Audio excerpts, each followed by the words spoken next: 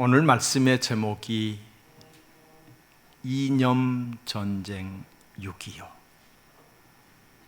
이념전쟁 6.25. 우리나라에 6.25를 기점으로 해서 6.25 전에 8.15 해방 이후에 그 혼란스러웠던 때, 또 8.15 해방 전에 있었던 일들, 그리고 6.25 이후에 오늘에 이르기까지 를 생각하면서 은혜를 나누기를 원합니다. 바른 이 역사관을 가지게 되면 바른 국가관을 가지게 돼요. 삐뚤어진 국가관, 우리가 부끄러운 역사도 있고 자랑스러운 역사도 있는데, 역사를 잘못 알게 되면 역사의 거울을 잘못 보기 때문에 동일한 슬픈 역사를 반복하기가 쉽습니다. 역사관이 바르면 국가관도 바르게 되고, 또 국가관이 분명하게 되면 나라 사랑하는 마음이 있게 되는 줄로 믿습니다. 이 6.25가 있었던 그 6.25 주의를 맞이하면서 말씀을 드리고자 합니다. 어제 그제가 6.25 71주년이 되는 날이었습니다. 먼 옛날 이야기가 아니라 우리 부모님 세대들이 겪었던 동족 상잔의 슬프고 슬픈 날이었습니다. 전 국토의 80%가 초토화가 되고 500만 명 이상의 희생자를 낸 국제전이 바로 6.25 전쟁입니다. UN 16개국과 그리고 남한이, 그리고 북한과 중공과 소련이 싸우는 국제전이었습니다. 6.25 동란을 겪은 제가 70년이 되다 보니까 전후 세대들이 6.25의 고난과 진실을 모르고 남침이 아니라 북침이라고까지 말하고 있으며, 공사나 통일이라도 좋으니 우선 통일부터 하자는 소름 끼치는 말을 들어야 하는 세상이 되어버렸습니다. 공사나도 좋으니 통일만 먼저 됐으면 좋겠다, 이렇게 이야기하는 사람들이 있다는 거지요. 6.25 전쟁은 이념 전쟁으로 아직 끝나지 않았습니다. 자유민주주의와 공산주의가 싸우는 이데올로기 전쟁입니다. 이 싸움은 지금도 진행 중에 있습니다. 6.25 전쟁의 전후를 살펴보면서 나라 사랑하는 마음과 나라와 민족을 위하여 기도하는 우리 모두가 되시기를 주님의 이름으로 축복합니다.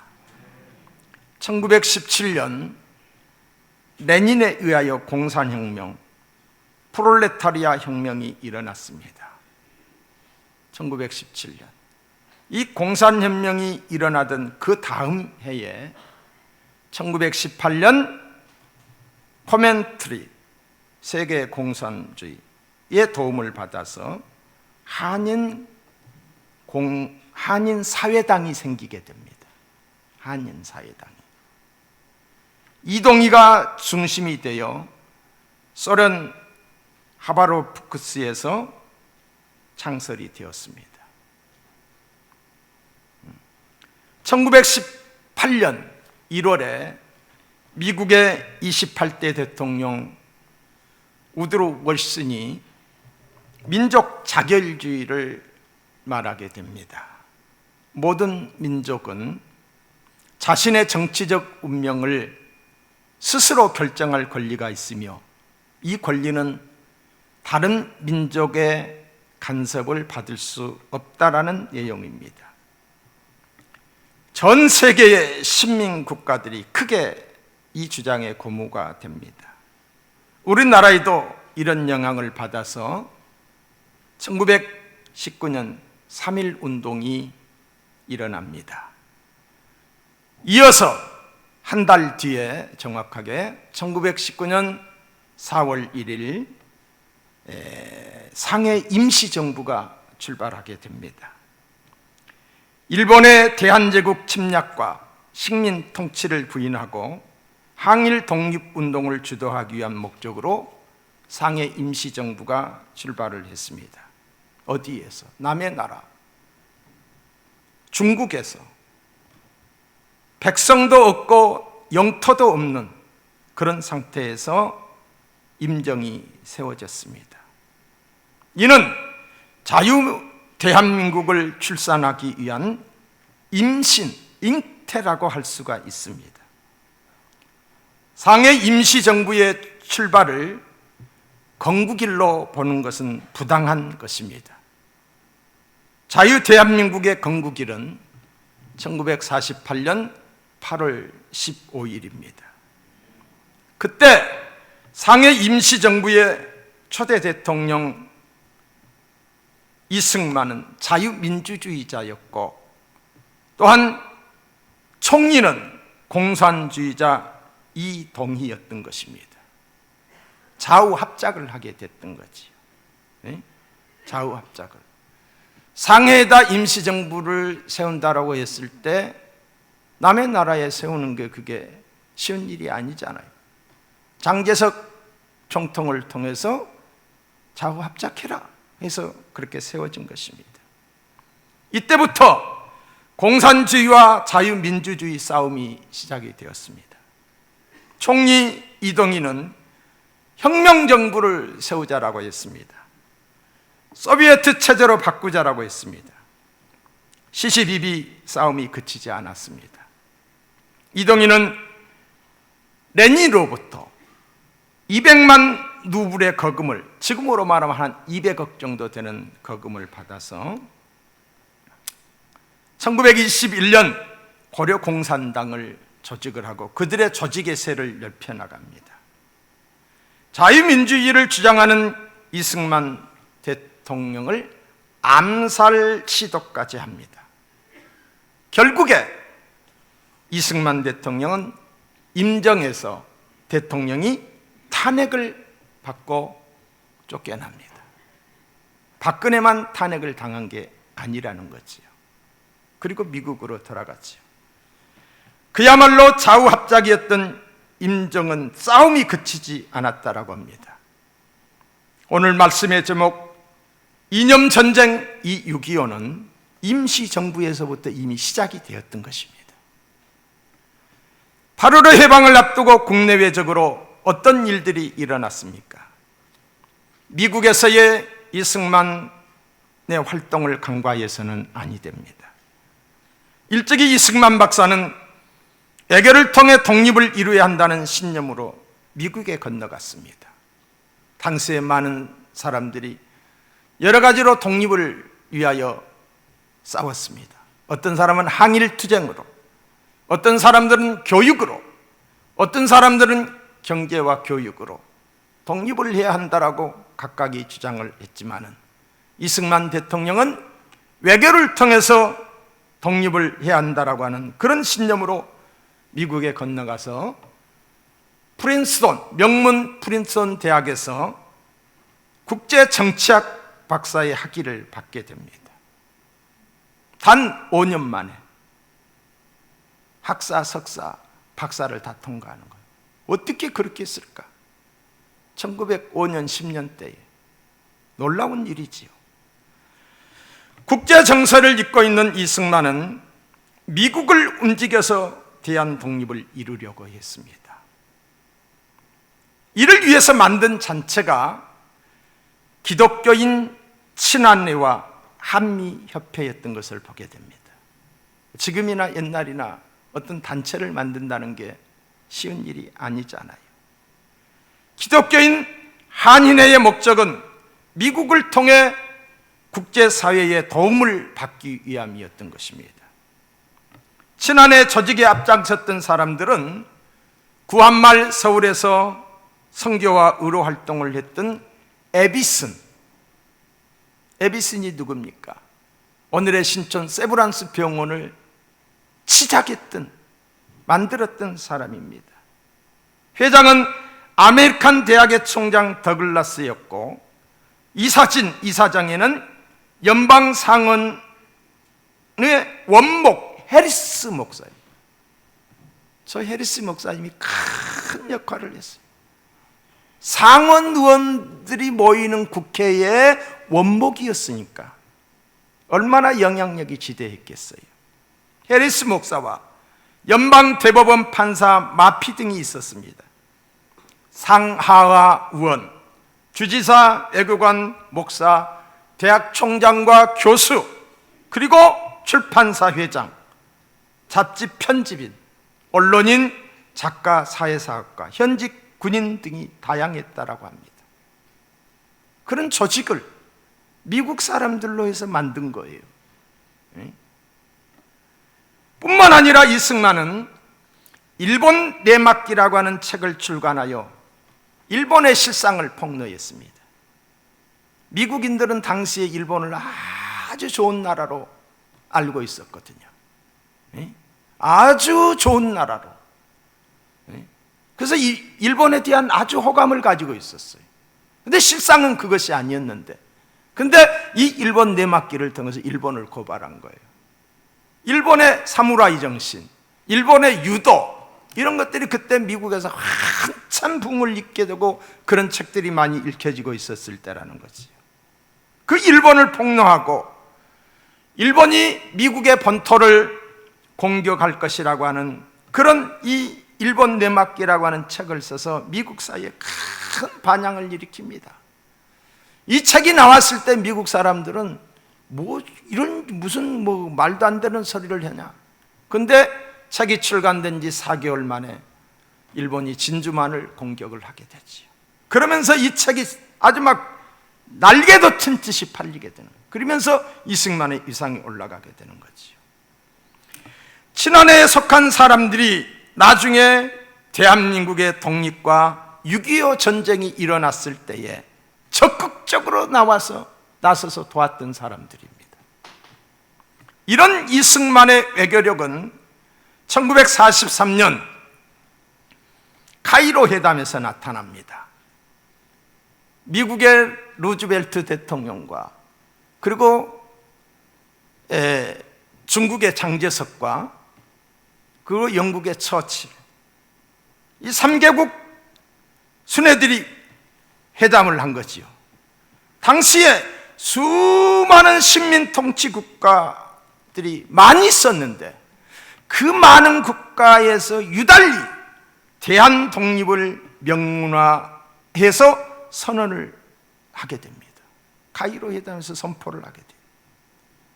이승만의 애교력이에요. 거기에 구체적인 디테일한 이야기를 다 할 수는 없어요.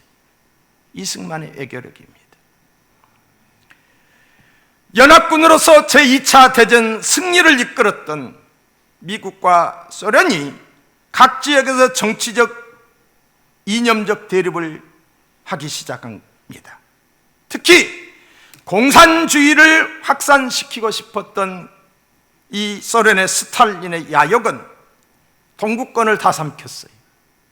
그리고 우리나라에도 큰 영향을 주었습니다. 국내외적으로 이념적 대립이 생기기 시작했던 것이지요.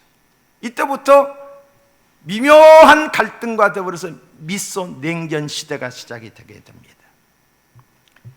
이어서 1945년 7월 포츠담 회담이 열립니다. 이때에 죽음의 벽 38선이 잉태를 하게 됩니다. 2차 대전이 끝난 이후 전후 질서를 잡고 혼란을 막는다는 명목으로 연합국이 신탁을 한다는데 묵시적 접근을 합니다. 카이로 회담에서는 대한 독립을 명시화해서 이야기를 했지만 묵시적으로, 잠정적으로 그렇게 접근을 합니다. 8.15 해방이 되었습니다. 1945년 8월 15일 일본이 항복을 하면서 우리나라는 일본의 지대로부터 해방이 되었습니다. 독립이 아니라 해방이 된 것입니다. 독립에 대한 꿈이 마침내 실현되는 듯 보였습니다. 그러나 해방의 기쁨도 잠시, 이념적 갈등과 혼란, 주도권 다툼이 전국적으로 일어났습니다.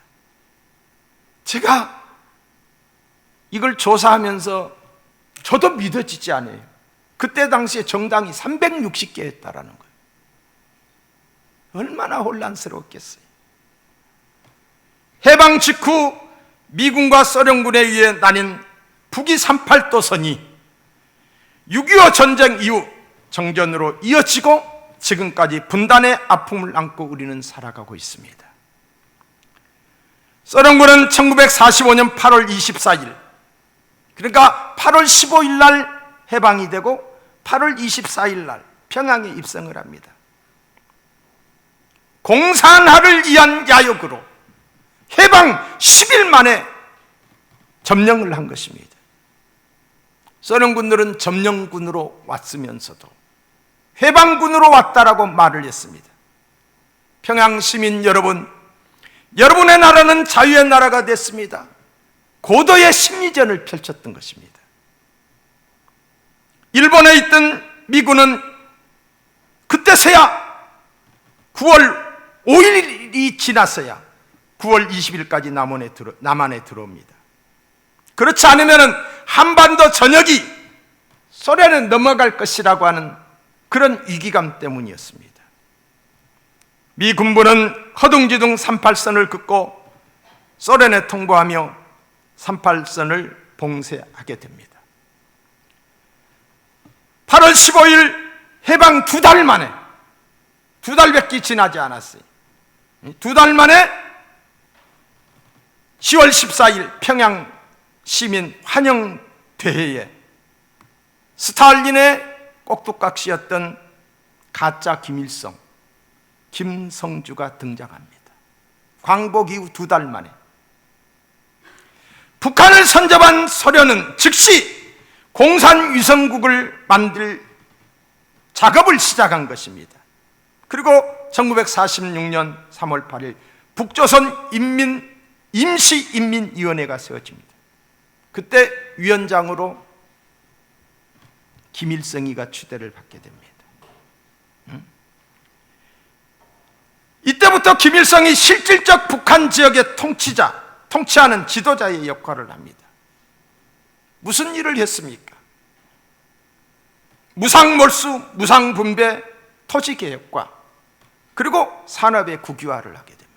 모든 땅이 국가로, 모든 산업체도 국가로, 국가가 소유하게 됩니다. 뿐만 아니라 친일파, 우파 지도자, 민족 지도자를 반역자로 몰아서 처단을 하게 됩니다. 그때에 고당 조만식 장로님도 운명하시게 되죠. 기독교를 박멸했어요. 여러분, 8.15 강복 이후에 6.25 동란까지 북한에 있는 모든 교회를 다 없애버린 거예요. 공산화가 되게 되면은 공산주와 기독교는 같이 갈 수가 없어요. 예? 월남이 망하고 난 다음에 그 다음날 기독교 지도자 800명을 죽였어요. 역사적 기록입니다. 1946년 11월 3일에는 북한 전역에서 인민위원회 선거가 실시되었습니다. 그리고 47년 2월에 북조선 인민위원회가 드디어 발족이 되었습니다. 실질적 단독 정권이지요. 북한만의 단독 정권, 새로운 공산국가가 세워진 것입니다.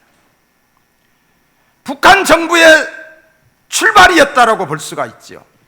해방 이후 국내에서 큰 혼란이 일어났던 것은 남한에서 1945년 12월 27일 모스크바 협정에서 채택된 한반도 신탁 통치안을 반대하는 대중운동이 남한에서는 일어났어요. 찬탁과 반탁 논쟁으로 남한 사회는 엄청난 혼란에 빠지게 됩니다. 이런 혼란 때문에 1946년 3월 좌우합작을 위한 미소 공동위원회가 세워집니다. 서로 양보하여 대통합을 이루려 통일 국가를 세우자는 것이었습니다. 나중에 알고 보니 이는 소련의 김한술이었어요. 왜? 동구권을 다 그렇게 해서 공산화를 시켰거든요. 협상하는 척하다가 해방 전국에서 소련과 좌익들이 통일국가 수립을 외쳤지만은 그들이 말하는 통일국가는 공산주의 국가였습니다. 그들이 말하는 통일국가는 공산주의 국가였어요. 이에 대해 어느 지도자도 이 사실을 몰랐어요. 미 군정까지도 몰랐어요. 김구 선생도 이에 대해서 몰랐어요. 공산주의의 속셈을 몰랐던 것이죠. 그러나 이승만은 속지 않았어요. 이승만은 알고 있었어요. 왜? 체코와 폴란드가 어떻게 공산화가 됐던 것을 이승만은 알고 있었기 때문이에요. 협상하는 척하고 반대되는 사람들은 다 숙청해서 공산화를 만들었거든요. 두 번이나 미소 공동위원회가 개최되었으나 입장 차이를 좁히지 못하고 결렬이 되고 무기한 연기가 되었습니다. 이런 일련의 일들이 있고 난 후에 이승만 대통령께서 정읍에서 단독정부 수립을 주장을 했습니다. 단독정부를 세워야 된다. 유엔 감시하에 선거를 하여 통일정부를 세우자라고 했습니다. 이미 북한의 소련 군정은 미소위원회가 열리기 직전인 1946년 2월 8일 김일성을 위원장으로 하는 북조선 인민위원회가 발족되어 있었습니다. 그때 그 현수막에는 임시인민위원회는 우리의 정부다라고 저렇게 현수막을 걸어서 내려놨던 것이지. 북한 정부가 스스로 정부 조직을 만들었다는 것을 공포한 것이야. 북한 정부는 이미 정부를 세웠던 거예요. 이런 상황에서 통일정부를 세운다는 것은 남한마저 공산화가 되지 않는 한 거의 불가능한 일이었던 것입니다. 이런 정치적 상황에서 이승만이 뭘 했느냐? 정읍 발언을 한 거예요. 정읍 발언을. 정읍 발언이 왜 나왔는지를 아셔야지요. 자, 그때 어떻게 말했습니까? 이제 우리는 무기휘해된 미소 공동위원회 무기휘해가 됐잖아요. 공의가 재개될 기색도 보이지 않으니 우리는 남방만이라도 임시정부 혹은 위원회를 조직하여 3.8 이북에서 소련이 철퇴하도록, 소련이 나가도록 세계 공론에 유엔에 호소해야 될 것이다. 이렇게 정읍 발언을 한 거예요. 정읍 발언 이후에 급속하게 전국 혼란과 폭동이 일어났습니다. 좌익들은 단독 정부는 반통일이다 말하기 쉽잖아요. 이승만은 분단의 원흉이다 라고 공격을 했어요. 그런데 지금도 이승만을 향해서 분단의 원흉이라고 말들을 하고 있습니다. 당시에 이 소련의 그 야심을 알지 못했던 미군정마저도 상황을 파악하지 못한 미군 사령관 하치도 공산주의를 공격하지 말라고 하면서 이승만은 미국 정부의 장애물이다라고 공견하게 말을 했던 것을 보게 됩니다. 좌익들이 선거를 앞두고 크고 작은 폭동을 일으켰습니다. 그 대표적인 사건이 여러분 제주 4.3 사건입니다. 자세히 아셔야 됩니다. 제주 4.3 사건이요. 경찰의 폭력에 의한 것이 아니에요. 장덕수를 비롯한 많은 지도자들이 그때 당시에 다 암살을 당합니다. 당시에 미 군정은 여론조사를 했어요. 어떤 사람이 가장 인지도가 높은가? 어떤 이념을 좋아하는가? 사회주의와 공산주의를 선호하는 우리 국민이 78%였어요. 그리고 지도자 이승만은 68%의 지지를 얻었어요. 이승만이 아니었으면 우리나라는 그때 이미 공산국가가 되었어요. 78%의 국민들이 공산화를 선호했기 때문이에요. 근데 이승만이 고집을 부린 거예요. 왜? 알고 있었기 때문에. 78%의 사람들이 그렇게 이야기를 하는데 얼마나 외로웠겠어요? 얼마나 외롭겠어요? 얼마나 많은 욕을 먹었겠어요? 그러나 지도자는 자기가 아는 대로 가는 거예요. 이승만이 유엔에 제안을 합니다. 유엔 감시하에서 총선거를 하자고. 그것이 유엔에서 결의가 됩니다. 통과가 됩니다. 유엔 임시위원단이 선거를 위해 왔어요. 와가지고 남북한 합쳐서 같이 선거를 하자 해서 북한으로 들어가려고 하는데, 방북을 하려고 하는데 북한에서 허락을 하지 않는 거예요. 못 들어오게 하는 거예요. 그래서 남한에서만이라도 유엔 감시하에 선거를 하게 됩니다. 1948년 5월 10일 우리 민족사에 처음 있는 선거예요. 5000년 역사 속에서 처음 있는 선거예요. 비밀선거, 직접선거, 자유선거, 주권 행사를 하게 됐어요. 나의 주권을 행사하게 된 거예요. 역사적인 날입니다. 드디어 1948년 8월 15일 자유 대한민국 정부가 건국됩니다. 48년 12월 12일 유엔 총회에서 자유 대한민국 정부를 승인합니다. 이때 비로소 대한민국 정부가 탄생하게 된 거요. 할렐루야 좀 하시오.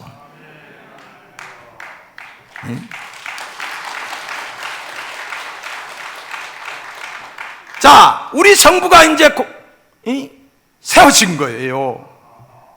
미군이 우리 정부가 세워진 것을 보고서 1949년 6월 남한에서 철수합니다. 점령군으로 우리 땅에 온 게 아니었어요. 자기들이 할 일을 다 해놓으니까 이제 철수를 하게 됐지요. 그리고 1950년 1월 12일 애치신 라인이 생깁니다. 이 애치신 라인은 미국의 동북아시아에 대한 극동 방위선을 말합니다. 대한민국을 극동 방위선에서 제외한다는 것이었어요. 미군이 철수하고 애치신 라인이 생겼습니다. 누가 좋아할 일이 생겼습니까? 북한의 김일성이가 좋아할 일이 생긴 것입니다. 여기까지가 6.25 전에 있었던 일들입니다. 1950년 6월 25일 한국 현대사의 가장 큰 비극 6.25 전쟁이 일어납니다. 이 전쟁은 이념 전쟁이었어요. 패권 전쟁이 아니에요.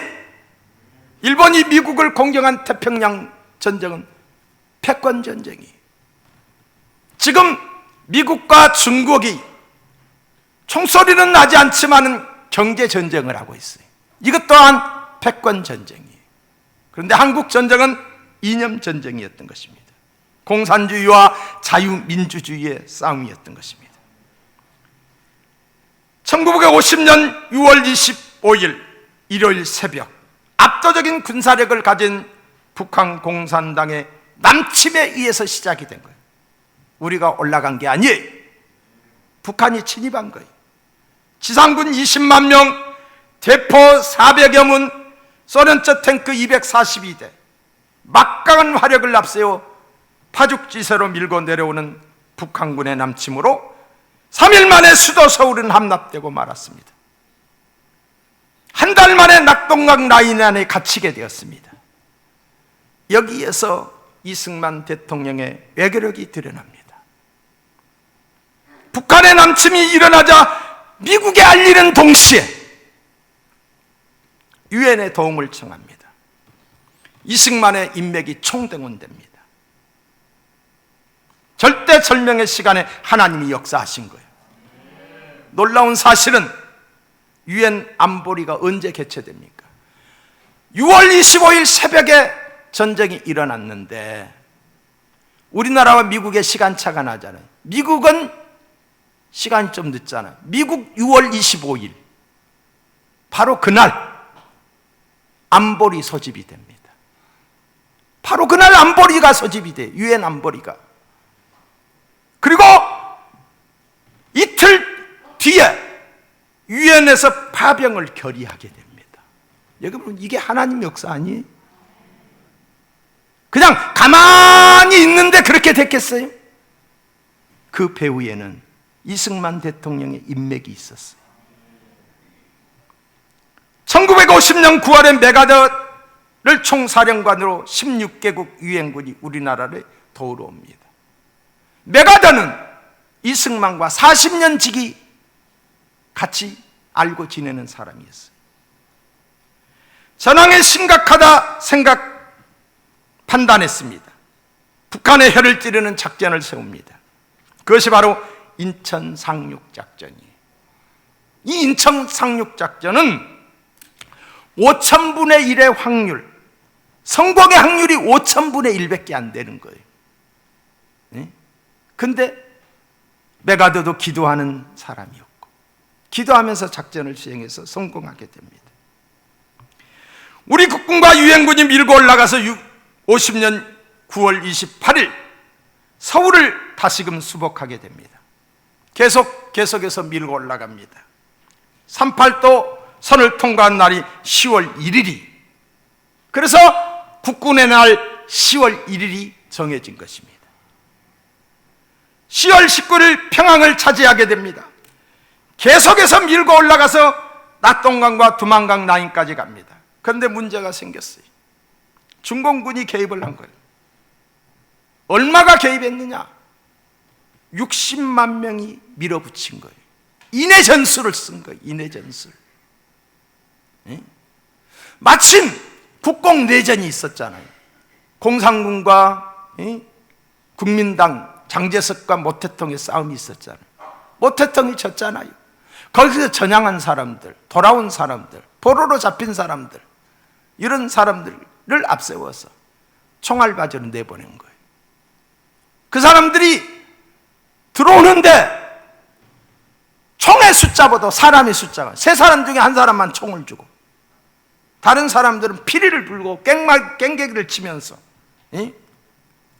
그냥 인해전술로 밀어붙인 거예요. 낮에는 제공권을 장악한 유엔군이 폭격을 하니까 땅굴을 파고 들어가 있다가 밤에 막 공격을 한 거예요. 영하 30도에 달하는 개마고온의 추위 때문에 폭탄을 맞아서 죽은 사람보다도 동사에 죽은 병사가 더 많았다고 합니다. 그때 당시에 메가더와 이승만은 계속해서 전쟁을 할 것을 원했어요. 히로시마에 투하했던 그 원자폭탄을 이곳에서 한 방만 떨어뜨리면 된다라고 했어요. 메가더가 그걸 주장을 하게 되자 메가더를 해임을 시켜버려요. 미국에서. 그리고 밀리게 됩니다. 1951년 1월 4일 수도 서울을 다시 빼앗기고 맙니다. 태안반도까지 밀리다가 다시 밀고 올라가서 3월 말에 38선에 이르게 됩니다. 1951년 3월부터 6월까지 3개월 동안 치열한 전투가 그곳에서 벌어집니다. 양 진영은 무력으로 사태를 해결할 수 없음을 깨닫고 1951년 6월에 휴전을 요청을 합니다. 휴전 요청 후 2년 동안 전쟁이 계속됩니다. 그런데도 이승만은 휴전을 반대합니다. 어떤 사람들은 이승만의 고집으로 무고한 생명들이 많이 죽었다, 왜 휴전을 반대했느냐, 이렇게 이야기를 하는 사람들이 있어요. 그러나 이승만은 뭘 알고 있었냐? 휴전 후 미군이 철수하면은 소련군과 중공군의 지원을 받은 북한의 위험 아래 놓이게 될 그 상황을 내다보았던 것이지. 이승만의 성견이 없었다면 오늘의 대한민국은 있을 수 없는 거예요. 이승만 대통령은 정말 국제 정치가였어요. 태평양 전쟁이 터졌을 때 이승만이 일어나서 춤을 췄다고 그러잖아요. 왜 춤을 췄을까요? 미국과 일본이 싸우게 되면 당연히 일본이 질 것을 알았기 때문에, 그렇게 되면 우리나라가 독립을 할 것을 미리 알고 있었던 거예요. 예? 이제는 됐다 그랬다고 그러잖아요. 이제는 됐다, 우리는 독립한다. 우리의 힘으로는 독립할 수가 없어요. 아닌 게 아니라 이 일본이 지면서 항복을 하면서 독립을 했잖아요. 6.25 전쟁 중 시종 북진 통일을 부르짖었던 이 대통령은 미국이 휴전을 주장하자 이에 강력히 반발합니다. 1953년 6월 8일 미군이 한국 정부의 입장을 무시하고 북한과 중공을 상대로 휴전을 성립시키자 할 때 이승만 대통령은 북송 위기에 처해 있었던 방공포로 2만 7천 명을 독단적으로 석방함으로써 전 세계를 놀라게 했습니다. 이에 격분한 미국의 아이젠하워 대통령은 이승만 대통령을 제거하려고까지 했습니다. 그러나 미국 의회의 일부 의원들이 이승만 대통령의 방공포로 석방을 지지를 했어요.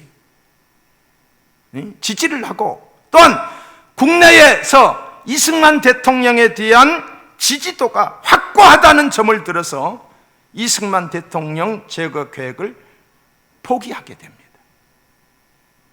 그 대신 이승만을 설득하기로 했습니다. 미국은 이승만 대통령의 협조가 없이는 정정협정이 체결이 불가능하다는 결론을 도달하게 된 거죠. 그래서 미국은 국무부 차관보 로버트슨을 파견을 합니다. 1953년 6월 25일 미국 대통령 특사의 자격으로 한국을 방문한 로버트슨을 향해 이 대통령이, 여러분, 작은 나라, 정말 존재 자체도 인정하고 싶지 않는 작은 나라, 근데 미국은 최고의 강대국이잖아요. 그 대통령의 특사로 왔는데 그 사람을 어린아이 취급을 한 거예요. 실력이 없으면 그렇게 못하는 거지요. 그때 그가 이렇게 말을 합니다. 나는 방공포로를 공산지옥으로 보내느냐, 광명한 땅에 머무르게 하느냐의 문제를 가지고 일주일 동안 기도한 끝에 하나님의 음성을 듣고 이번 조치를 감행한 것이다. 하나님의 음성을 듣고. 또한 이 대통령은 미국이 1905년 가스라 테이프 밀약을 통해 한국을 배반한 역사적 사실을 거론하면서 이 가스트라고 하는 사람과 테프트라고 하는 사람이, 미국 사람과 일본 사람이 둘이 밀약을 했던 거예요. 그게 뭐냐? 일본은 대한조선을 지배하고 미국은 필리핀을 지배한다는 이런 밀약이 세워져 있었던 거예요. 이게 나중에 이제 알게 된 거잖아요. 힘이 없으면은, 나라가 힘이 없으면 이렇게 열강들에게 우리의 의지와 상관없이 지배를 받게 되는 거예요. 그걸 지적을 하면서 미국이 한국민의 통일 열망을 외면하고 공산군과 정전협정을 체결하는 것은 미국이 또다시 한국을 배반한 것이라고 신랄하게 비판을 합니다. 그러면서 이승만 대통령은 미국이 정전협정 체결 후에 한미 방위 조약을 체결하고 적극적인 군사 원조를 제공하며 유엔군을 한국에 계속 주둔시켜 준다면 한국은 휴전에 방해하지 않겠다, 이런 제안을 한 겁니다. 얼마나 당당한 제안입니까? 이런 사람이 우리 지도자였어요. 로버트슨이 회담 중 그 미국의 달래스 장군에게 보낸 보고서에 의하면은, 자, 한번 보세요. 이승만은 빈틈이었고 책략이 풍부한 인물이다. 이승만의 철저한 반공주의와 불굴의 정신은 지원되어야 한다. 미국이 한반도의 통일을 성취할 때까지 한국과 함께 전쟁을 계속하겠다는, 다시 말해서 한국을 지켜주겠다는 약속을 확실히 해준다면 이승만은 휴전을 반대하지 않을 것이다 라고 보고를 했습니다. 노버트스는 남한이 아시아 민주주의의 전시장이 되도록 막대한 원조를 제공하겠다고 이승만에게 말을 했습니다. 군사력의 배치도 약속을 했습니다. 이로써 이승만은 휴전을 방해하지 않겠다고 하는 이 약속 하나만으로 미국으로부터 안전보장, 경제 지원을 한꺼번에 받아내는 데 성공을 했어요. 할렐루야. 결국 한미 상호 방위 조약이 체결에 합의를 하게 됩니다. 53년 7월 12일 한미 양국은 공동 성명을 발표하였고 7월 27일 드디어 정전협정, 이제 전쟁을 휴전하게 된 거예요. 정전협정을 체결을 하게 되었어요. 8월 8일 미국 국무장관 텔레스와 한국 외무장관 변형태는 대한민국과 미 합중국 간의 상호 방위 조약에 조인을 했습니다. 이 역사적인 조인은 1953년 10월 1일 워싱턴에서 정식 조인 후 1954년 11월 17일 정식으로 발표하게 됩니다. 이 대통령은 1953년 8월 8일 서울에서 한미 방위조약 가조인식에서 이 조약의 역사적인 의의에 대해서 다음과 같이 언급을 하고 있어요. 자, 한번 보세요. 저는 이걸 보면서 얼마나 가슴이 뜨거웠던지. 한미 방위 조약이 성립됨으로써 우리는 앞으로 여러 세대에 걸쳐서 많은 혜택을 받게 될 것이다. 이승만이 이미 내다보고 있었던 거예요. 수를 잇고 있었던 거예요. 이 조약이 있기 때문에 우리는 앞으로 번영을 누릴 것이다. 한국과 미국의 어떤 공동조치는, 이번 공동조치는 외부 침략으로부터 우리를 보함으로써 우리의 안보를 확보해 줄 것이다. 한미 방위 조약과 함께 시작된 한미 동맹은 오늘까지 지속되고 있습니다.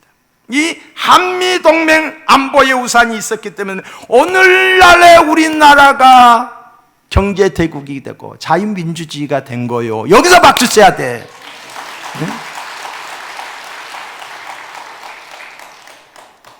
1953년 7월 27일 38도선의 군사 분계선을 경계로 정전을 협정. 정전이 아니라 휴전이지요.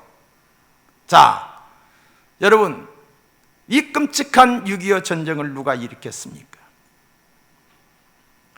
6.25 전쟁 원인에 대해 우리가 북한을 침략했다고 북침이라고 주장하는 사람들이 있어요. 지금도 말입니다. 북침이다. 어떻게 엮어도 이렇게 엮습니까? 그런데 구소련이 무너지고 김영삼 정부 시절에 김영삼 대통령이 러시아를 방문하게 돼요. 그때 엘친 대통령께서 6.25 전쟁에 관계되는 문서를 다 내줬어요. 6.25 전쟁 관련 문서에서 6.25 전쟁이 남침이었다는 것을 확실하게 보여줍니다. 문서로 남은 거예요. 문서로. 그러니까 북한의 김일성은 1949년 3월 모스크바를 방문해요. 스탈린을 찾아가서 군사 원조와 더불어서 무기와 장비 지원을 요청하고 남북전쟁 허가를 간청하였으나 거부를 당합니다. 1949년 3월 달에. 근데 1950년 3월 달에 또 찾아가요. 또 찾아가서 이 전쟁을 허락해달라고 했을 때 그때에는 이 스탈린이 허락을 합니다. 허락했던 이유가 있어요. 첫째는 인민군이 1년 전보다 무장이 돼 있다. 그리고 두 번째로는 중국의 국공내전이 끝나서 모태통 체제로 공산당 체제가 완전히 굳혀졌기 때문에 가능하다. 세 번째로는 미군이 철수했다. 네 번째로는 에치슨9이 생겼다. 해서 전쟁을 허락을 해준 거예요. 그리고 작전 계획까지 싸가지고 소련에서 작전 계획까지 싸가지고 전쟁을 허락을 한 거예요. 사랑하는 성도 여러분, 6.25 전쟁은 김일성과 스탈린에 의해 철저히 계획된 명백한 남침 전쟁임을 알 수 있습니다. 자유 대한민국에 살면서 남한이 북침을 냈다라고 주장하는 사람들은 무슨 근거로 그런 말을 하는지, 이런 사람들은 북한으로 보내야 돼. 거기 가서 살라고. 거기 가서 살아야지 왜 여기서 살면서 혼란을 시키냐 이 말이에요. 응? 여러분, 해군 장병 46명이 사망한 천안함 침몰의 원인이 5개국 전문가들에 의해 조사에 의해서 발표가 됐잖아요. 뭐라고? 북한 어뢰 공격으로 말미암아 침몰한 것이라고 발표하였음에도 불구하고 이것을 부정하는 사람들이 우리나라에 있어요. 아니라는 거예요. 북한이 아니라는 거예요. 이런 사람들도 차 태워서 북한으로 보내야 돼. 보내야 돼. 응? 참으로 안타까운 것은 공산당 이 이념을 가진 사람들이 우리의 국회까지 들어가서 지금 입법 활동을 하고 있어요. 보안법을 폐지하려고 발의를 했어요. 네? 북한의 인민위원회와 같은 주민자치기본법이 또 발의가 됐어요. 뭐예요? 공산주의로 가자는 거지요. 네? 토지 공개념을 이야기하고 있고 동일노동 동일임금을 이야기하고 있어요. 사법부를 완전히 장악을 했어요. 내리 세상관들을 보세요. 나는 그 사람들만 보면 주여 주여 소리가 나와요. 교육도 터놓고 이제는 김일성이를 가르치고 있어요. 솔방울로 수리탄을 만들고 가랑잎을 타고 강을 건넜다라고 하는 김일성 전집을 대한민국에서 팔아도 된다라고 하는 법원 판결이 나왔습니다. 6.25의 원흥 김원봉, 여러분 이 김원봉은 광복군에 속해 있었지만은 이 중공군에게 속하면서 의열단으로 들어갔다가 의열단에서 광복군이 됐다가 6.25 전쟁이 났을 때 육사단을 이끌고 내려온 사람이 김원봉이에요. 이 육사단이 가장 북한 군대 중에서 전공을 많이 세웠던 군대입니다. 이 김원봉을 가리켜서 우리 국군의 뿌리라고 그래. 우리 국군의 뿌리다. 이게 말이 되는 소리예요? 통역당 사건으로 20년간 복역하며 가짜로 전향한 신영복을 존경하는 사상가로 친송하고 있고요. 지난주에 있었던 일에 미국 타임즈에 이렇게 나왔잖아요. 나는 김정은이가 솔직하고 그리고 열정적이고 국제감각이 뛰어나다라고 했어요.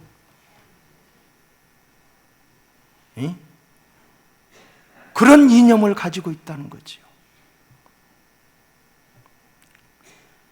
아직도 끝나지 않았습니다. 이 전쟁은, 이념 전쟁은. 통일이 되지 않는 한 우리나라는 이념적 갈등과 반목으로 엄청난 국가적 에너지를 소비할 거예요. 남북 갈등도 있지만 지금은 남남 갈등이 무섭잖아요. 무서울 정도예요. 6.25 전쟁으로 말할 수 없는 피해를 입었지만 그래도 얻은 것이 있습니다. 뭘 얻었을까요? 공산주의의 실체를 알게 되었습니다. 반공의식이 고치됐어요. 근데 6.25 전쟁이 이제 오래되다 보니까 그걸 다 잊어먹고 있는 거예요. 자유민주주의의 소중함을 알게 되었습니다.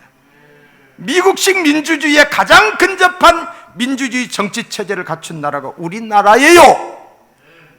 2차 대전 이후에 수많은 식민국가들이 다 독립을 했지만 성공한 나라는 우리나라밖에 없다니까요. 저는 이런 6.25의 뼈아픈 예방주사 아픔이 있었기 때문이라고 생각합니다. 세계 10위권의 경제대국으로 성장했습니다. 이걸 무엇으로 설명하겠어요? 저는 하나님의 은총이라고 생각해요. 세계에서 가장 붕된 교회가 한국교회예요. 이게 하나님의 은총이에요. 고난이 있었지만은 그것이 우리 국민들을 깨워줬다는 거죠. 사랑하는 성도 여러분, 잊지 마셔야 합니다. 6.25의 아픔과 교훈을 잊지 마셔야 됩니다. 여전히 우리는 전쟁의 위험 속에 있습니다. 기억하셔야 합니다. 그런데 대부분의 사람은 너무도 아니에요. 설마 전쟁이 나겠어? 전쟁이, 이런 시대에 무슨 전쟁이 나겠어? 여러분, 지금은 종전이 아니라 휘전 중임을 기억해야 합니다. 전쟁은 아직 끝나지 않았습니다. 북한은 여전히 우리를 향하여 총구를 거누고 있습니다. 이런 때에 우리가 주한미군 철수를 주장해서도 안 될 것이고, 한미동맹을 가볍게 생각하며 반미를 주장해서도 안 될 거예요. 우리에게 중요한 것은 뭐냐? 역사의 주관자가 되시는 하나님께 우리는 기도해야 돼요. 복음 통일을 위해 기도할 수 있기를 축원합니다. 우리가 기도하면 하나님이 지켜줄 것이고, 이 어려운 상황 속에서 이승만 대통령과 같은 자유민주주의 이념이 분명하고 국가관이 분명하며 또한 정직한 자를 하나님이 이 나라의 지도자로 세워주실 줄로 믿습니다. 이를 위하여 여러분이, 우리 송촌의 식구들이 선봉이 돼야 돼요. 다 잠자고 있어요. 다 잠자고 있어. 설마 무슨 전쟁이 일어나? 설마 무슨 그런 일이 일어나? 설마가 사람 잡아요. 무장하십시다. 기도하십시다. 하나님의 뜻을 살아가는 우리 건강한 교회, 우리 송촌의 교회가 되기를 주님의 이름으로 축복합니다.